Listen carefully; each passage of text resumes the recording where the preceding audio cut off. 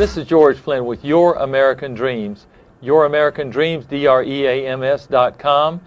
Place you can go see this or any of the other videos 24 hours a day, 7 days a week. And I've got a great guest for today. His name is Joe Parrott. Yes, sir. And Joe, how old are you? 10. 10 years old. Oh my goodness. And what is it that you do? Why do I have you here, Joe? What is the deal with you? Well, I am Shelby County's youngest Republican. At 10 years old, and we love that you're a Republican, but you're 10 years old. How did you become a Republican? We love having you, but how do we get more like you? What encouraged you to become a Republican? My grandfather. Okay. He is a Republican himself. Okay. And I just thought that I believe in less government. Okay. So I depend on myself and my parents than the government. I hope everybody heard that and saw that. We've got somebody 10 years old, believes in less government, wants to be independent, wants to depend on themselves, wants to do whatever they want to do in life without government controls. Thank you very much. How did you figure this out?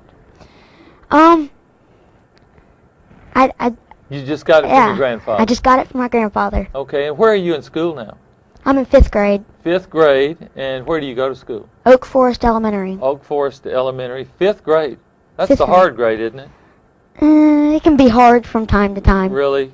What's the hardest? Math? Social studies? Math. Math, yeah, I remember that. It was very difficult. So what else has happened to you in your life? A year ago, pretty much exactly, I was diagnosed with a brain tumor, and I've been kind of coping with that for a year now. A brain tumor? Now, wait a minute. What kind of brain tumor, and how did you know you had anything like that? I had a major headache, and I'd get sick in the morning, early in the morning. Would you throw up? Yes, sir. Okay, so you'd be nauseated, had a major headache, and did you just say, hey, something's not right here? I did. Okay, and then what'd you do? I went to the doctor, and they looked behind my eyes and told me that I needed a CAT scan. You got a CAT scan? I did. With a kitty cat or a puppy dog?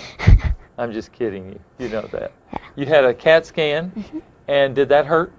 Not at all. Didn't hurt. Okay, so you had a CAT scan done, and what did they show? What did that show?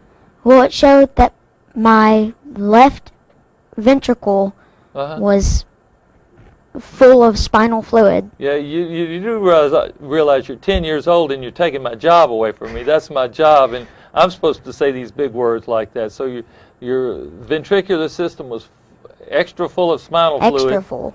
Okay, that sounds like you've been reading too many CAT scan reports. But then what happened?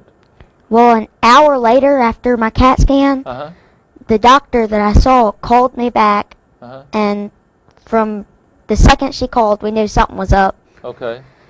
And we got there, and she told us that I had a mass on the base of my brain. On the base. Okay, so that's a very difficult place to mess with.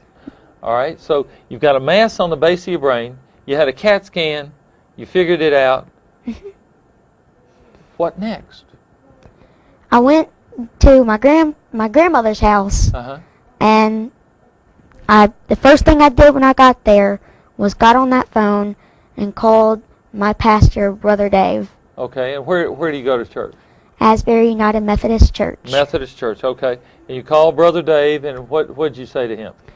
I told him that I was diagnosed with a brain mass, and that I want him to come over and say a little prayer for me. Okay. And so he did. He did it, okay. And then, okay, so this has all happened one day. Then what happened? I went to Le Bonheur. Okay. And from there I waited and got my shunt and a so biopsy. You got a shunt put in and a biopsy. And what did the biopsy show? It showed that it is benign and there's a hypothalamic glioma. Okay. So it was a glioma. It was benign. And you got a shunt in there. And a shunt means a tube that goes from the ventricle. It's in the brain, goes from the tube. Doesn't it go down your neck and everything? Down my neck. And then down into your abdomen, down into your peritoneal cavity, we call it.